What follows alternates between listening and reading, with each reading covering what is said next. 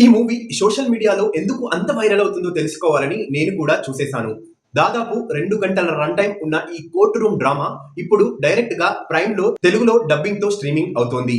Dubbing కూడా చాలా neat గా ఉంది. స్టార్టింగ్ లో మూవీ చాలా స్లోగా అనిపించింది. కానీ స్టెనోగ్రాఫర్ క్యారెక్టర్ మరియు లాయర్ మధ్య జరిగే సంఘటనల తర్వాత కథ కొంచెం ఇంట్రెస్టింగ్ గా మారుతుంది. అసలు కథ మాత్రం ఇంటర్వెల్ తర్వాతే మొదలవుతుంది. ఒక సీనియర్ లాయర్ తన కూతురితో కోర్టులో ఎదురెదురుగా వాదించాల్సి వస్తుంది. వాళ్ళు ఆర్గ్యూ చేస్తున్న కేస్ ఏంటి, జ్యోతిక పాత్ర అసలు ఎవరు, చివరికి ఎవరు గెలిచారు, ఈ ప్రశ్నలన్నింటికి సమాధానం లాస్ట్ 30 మినిట్స్ లో వస్తుంది. అందుకే అక్కడ ట్విస్ట్ గురించి ఎక్కువగా చెప్పడం లేదు. మూవీలో రిలేషన్షిప్స్, అఫైర్స్, ఫ్యామిలీ ఎమోషన్స్ అన్ని కలిపి స్టోరీని ముందుకు తీసుకువెళ్తారు. కొన్ని సీన్స్ మాత్రం కొంచెం బోల్డ్ గా ఉంటాయి.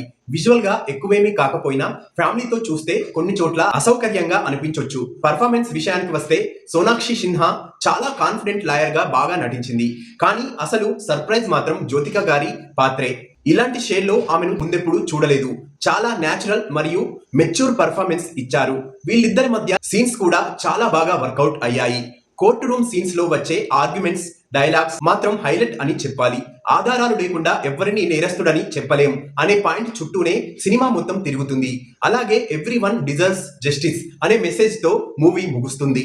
అయితే ప్రాబ్లం ఏంటంటే మెయిన్ స్టోరీ లైన్ చాలా ఫెమిలియర్ గా అనిపిస్తుంది.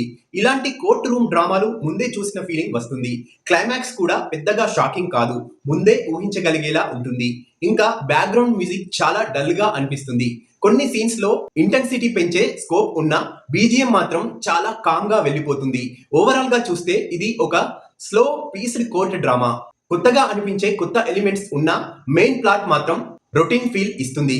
కానీ పర్ఫార్మెన్సెస్ మరియు కోర్టు రూమ్ డైలాగ్స్ కోసం ఒకసారి ఈ మూవీని చూసేయొచ్చు.